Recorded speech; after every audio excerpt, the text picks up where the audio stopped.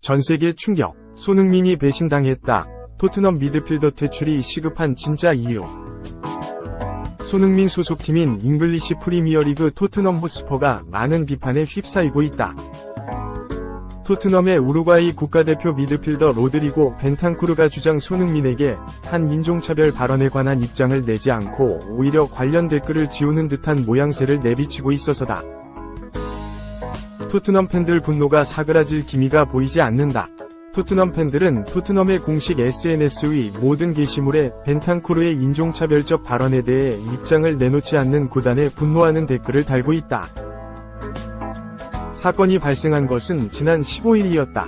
벤탄쿠르는 15일 한국 시간 우루과이의 방송 프로그램 포르 라 카미세타에 출연해 손흥민과 아시아인을 향한 인종차별 발언을 해 많은 비난을 받고 있다. 방송 진행자는 벤탄쿠르에게 한국 선수 유니폼을 가져다 줄 수 있냐고 부탁했고 벤탄쿠르는 "소니?" 라고 물었다. 진행자는 세계 챔피언의 것도 괜찮다고 하자 벤탄쿠르는 웃으며 "아니면 소니 사촌 거는 어떤가? 어차피 걔네 다 똑같이 생겼다" 고 말했다. 아시아인은 똑같이 생겼다는 명백한 인종차별적 발언이었다. 이 발언이 SNS에서 논란이 되자 벤탄쿠르는 자신의 SNS를 통해 곧바로 사과문을 올렸다. 벤탄쿠르는 "소니, 일어난 일에 대해 사과할게. 정말 나쁜 농담이었어. 라며 내가 널 정말 좋아하고 너를 존중하지 않는다거나 너나 다른 사람들을 상처 주지 않으려 한다는 걸 알 거야. 사랑해 소니 라고 말했다. 하지만 여기서도 문제가 있었다. 벤탄쿠르가 올린 사과문의 소니는 흔히 사용되는 소니가 아닌 일본 회사 이름인 소니였다. 토트넘의 공식 SNS는 벤탄쿠르의 발언에 대한 팬들의 분노로 가득 차 있다. 벤탄쿠르나 손흥민과 관련 없는 게시물도 모두 이와 관련돼 토트넘의 성명을 요구하고 있다. 팬들이 화가 난 이유가 있다. 토트넘이 이전 인종차별 사건과 대응을 다르게 하고 이에 관한 댓글도 지운다는 것이다. 팬들은 댓글 지우는 것을 멈춰라. 왜 토트넘은 침묵하고 있냐? 댓글을 지우지 말고 이 문제에 대해 성명을 발표해라. 주장 손흥민에 대한 존중을 보여라. 등의 반응을 보였다. 우루과이 팬들은 이를 키우지 말라는 의견을 내놓고 있다. 우루과이에서 벤탄쿠르의 발언은 문제될 것이 없고 일상적으로 하던 농담이라는 것이다. 하지만 많은 팬이 문제 삼고 있다는 것은 농담으로 넘어가기 어렵다는 것을 의미한다. 토트넘의 대처도 아쉽다. 이전에 손흥민을 향한 인종차별 사건이 벌어졌을 때와는 너무나 다른 모습이다. 손흥민은 지난 2022에서 2023 시즌 2번이 인종차별을 당했다. 2022년 8월 첼시와의 경기에서 첼시의 한 팬이 눈을 찢는 동양인을 비하하는 행동을 취했고 지난해 3월 크리스털 팰리스와 경기에서도 한 팬이 눈을 찢는 행동을 했다. 토트넘의 행동은 일관됐다. 토트넘은 인종차별을 인지하자마자 공식 성명을 발표했다. 팰리스와의 경기 이후 토트넘은 모든 종류의 차별은 혐오스럽고 차별을 우리 사회와 경기, 우리 구단에 있을 자리가 없다. 며 인종차별을 규탄하겠다는 의지를 강하게 표시했다. 이번에는 다르다. 팀 내에서 일어난 인종차별 사태이기에 구단이 먼저 발벗고 나서야 하지만 구단은 입을 닫고 있다. 벤탄쿠르가 사과문을 게시한 만큼 구단은 엄밀히 조사해 벤탄쿠르의 징계를 내리는 등 조치해야 하지만 이를 지적하는 팬들의 댓글만 지우고 있다. 잉글랜드 축구협회가 먼저 나섰다. 잉글랜드 축구협회는 우린 손흥민의 편에 서며 다시 한번 소셜미디어 회사와 당국의 조치를 취할 것을 촉구한다. 며 우리는 손흥민을 겨냥한 인종차별적 학대를 강력히 규탄한다. 이는 우리 경기에서 용납되지 않으며 우리는 당국과 소셜미디어 기업이 이를 해결하기 위해 가능한 가장 강력한 조치를 하도록 전폭적으로 지지한다. 고 밝혔다.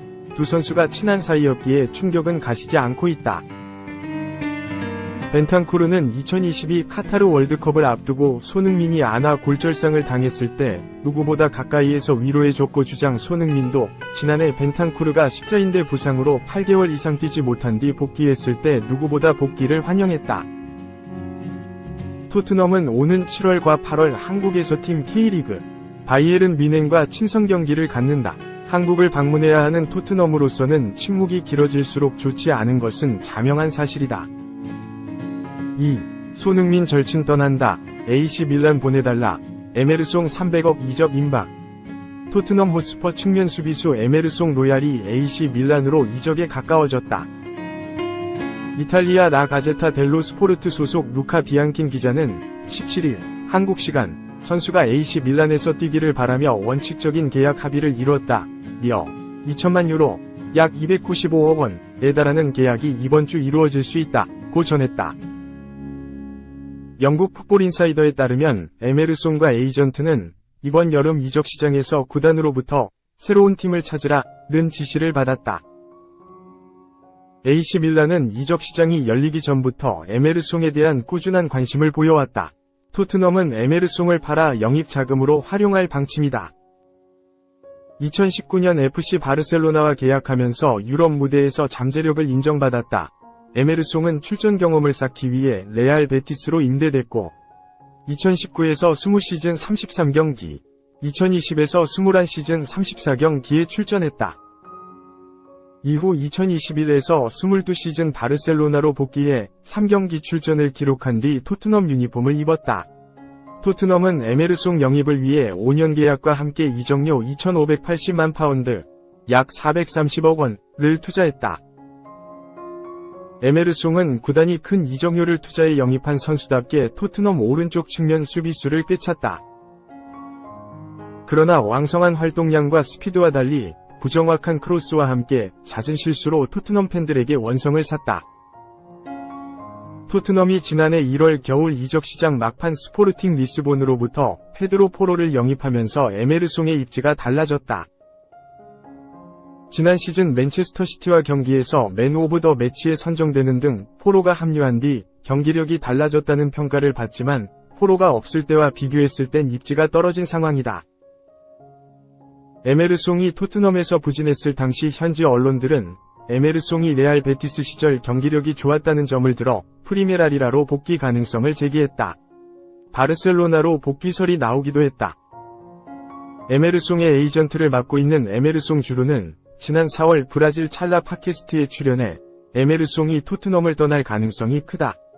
우린 에메르송이 더 큰 도약을 하고 타이틀을 위해 싸우는 팀으로 갈 때라고 믿는다고 말했다.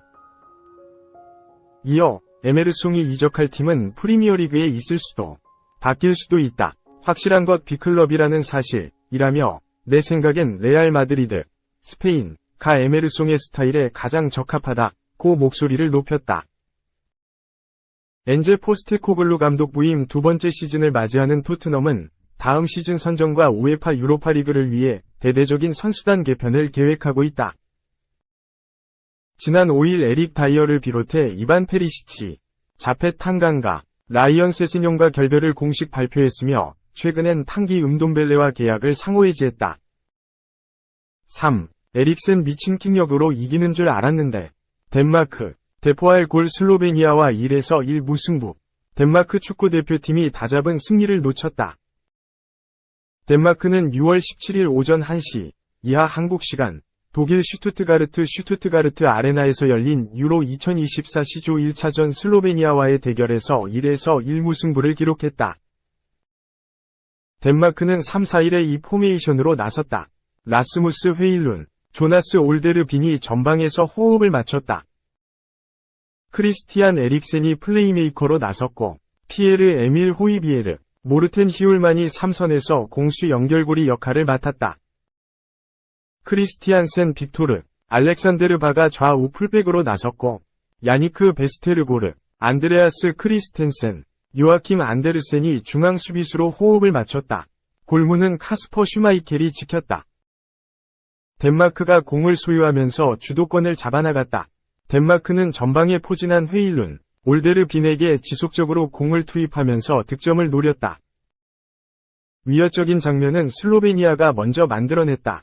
전반 15분 슬로베니아 공격수 벤자민 세슈코가 기습적인 중거리 슈팅으로 덴마크 골문을 위협했다. 세슈코의 슈팅은 골문을 살짝 벗어났다. 덴마크가 곧바로 선제골을 터뜨렸다. 에릭센이었다. 올데르빈이 뒷발로 내준 볼을 페널티 박스 안쪽으로 빠르게 달려든 에릭센이 잡았다.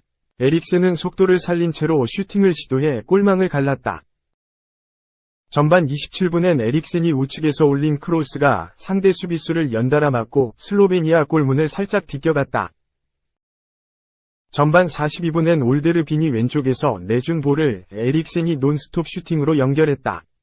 득점 기회였지만 에릭센의 슈팅엔 힘이 너무 실렸다.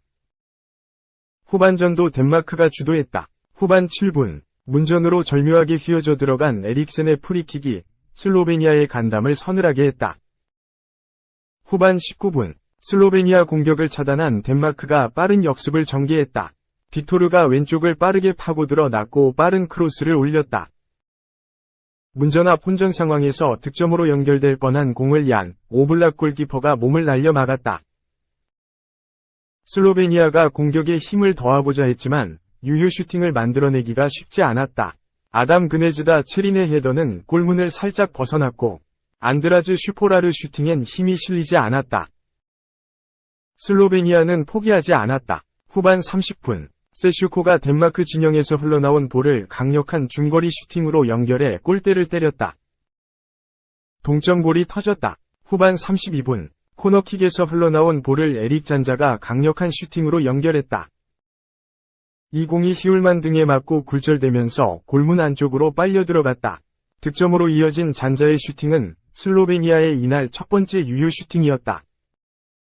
덴마크가 급해졌다. 덴마크가 돌베르, 네르고르, 포울센 등 공격 자원을 한 번에 투입했다.